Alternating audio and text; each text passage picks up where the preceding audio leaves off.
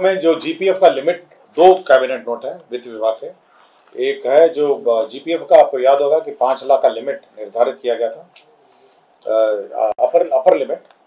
अब ये है कि अगर 22-23 में किसी ने, क्योंकि ये निर्णय दिसंबर 22-23 में हुआ था, अगर 22-23 में 5 लाख से ऊपर किसी ने जमा कर दिया है तो उसको भी सूद की राशि दी जाएगी 5 लाख से ऊपर की। लेकिन 23-24 में अगर किसी ने इस रूल को वायलेट करके 5 लाख से ऊपर अगर जमा कर दिया है तो वो राशि जो है, जो इतना राशि 5 लाख से ऊपर है, उसको वापस बिना सूद के कर दी जाएगी।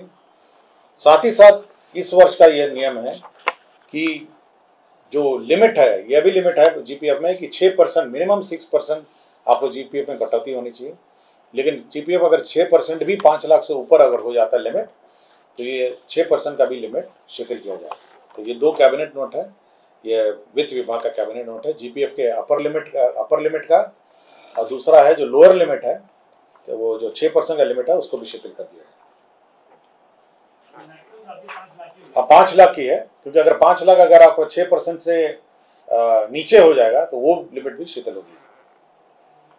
राज्य सरकार में जो नियमित कर्मी हैं उनको चिकित्सा, और उनके आश्रित हैं उनके चिकित्सा प्रतिपूर्ति दी जा रही थी।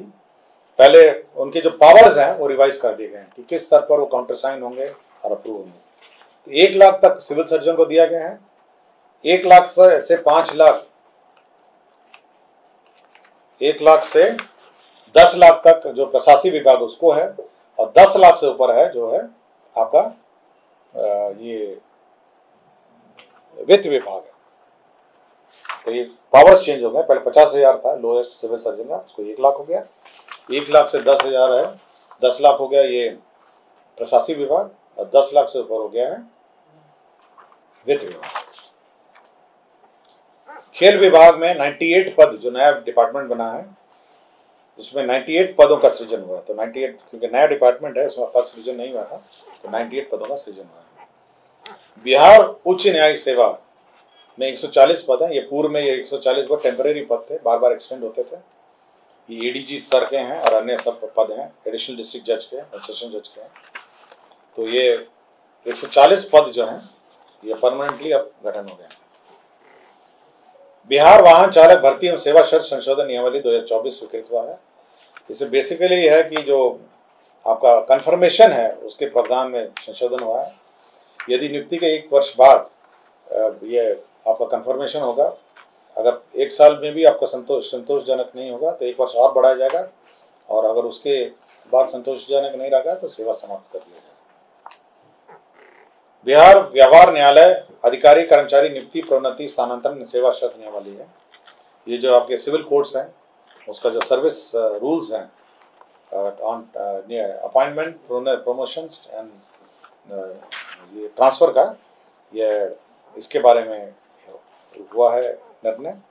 इसे मूल रूप से जो डिस्ट्रिक्ट जज है वो जो जैसे पटना है, पटना के जैसे हैं, as the convener of the centralised committee ex officer shall member of the said committee in addition to the chairperson of each zonal selection committee।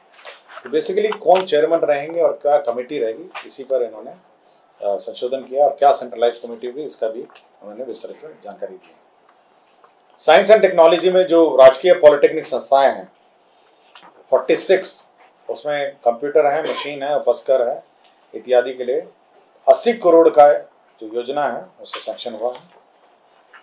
इसी तर्ज पर 38 जो इंजीनियरिंग कॉलेज है उसमें 68 करोड़ 54 लाख का फर्नीचर, कंप्यूटर, उपस्कर, ये सब मशीन है क्रय करने का निर्णय लिया है। 38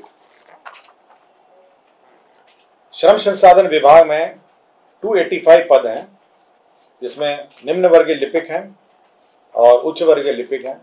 केवल इनका कार्यालय क्या होगा, मतलब इंटर कार्यालय इनका पद सृजन अमेंड किया गया।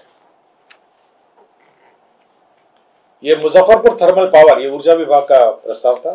मुजफ्फरपुर थर्मल पावर में जो रिटायर्ड कर्मचारी हैं, जो एनटीपीसी में मुजफ्फर थर्मल पावर में के जो कर्मी हैं, तो रिटायर्ड कर्मी आपके एनटीपीसी में उन्होंने योगदान दिया है, तो उन्हीं के पेंशन लायबिलिटी भुगतान हेतु ट्रस्ट का गठन किया जाना था। इसमें जो वित्तीय बोर्ड का जो एग्जिस्टिंग ट्रस्ट है उसी के माध्यम से ये रिटायर ड्यूज दिया जाएगा, यही निर्णय लिया गया। ये अधिप्राप्ति का था, जो आपका खरीफ और रबी का अधिप्राप्ति है।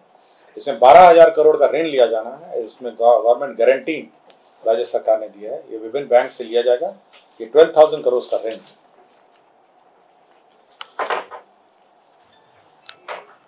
ये मंत्रिमंडल सचिवालय विभाग का है, जिसमें बिहार फ्लाइंग इंस्टीट्यूट का 2 पद है। इसमें चीफ मुख्य उड़ान परीक्षक हैं और डिप्टी उप मुख्य उड़ान परीक्षक है।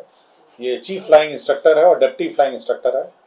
तो चीफ फ्लाइंग इंस्ट्रक्टर को 5,50,000 रुपये दिया जाएगा महीने का मानदेय, और डिप्टी फ्लाइंग इंस्ट्रक्टर को 4 लाख दिया जाएगा। और ये इनके जो क्वालिफिकेशन है वो DGCA के मापदंड अनुसार होते हैं, और ये 2 बहुत महत्वपूर्ण पद होते हैं फ्लाइंग इंस्टीट्यूट। ये खाद्य एवं उपभोक्ता संरक्षण विभाग है। इसमें माननीय सर्वोच्च न्यायालय में सुओ मोटो कॉग्निजेंस के बाद जो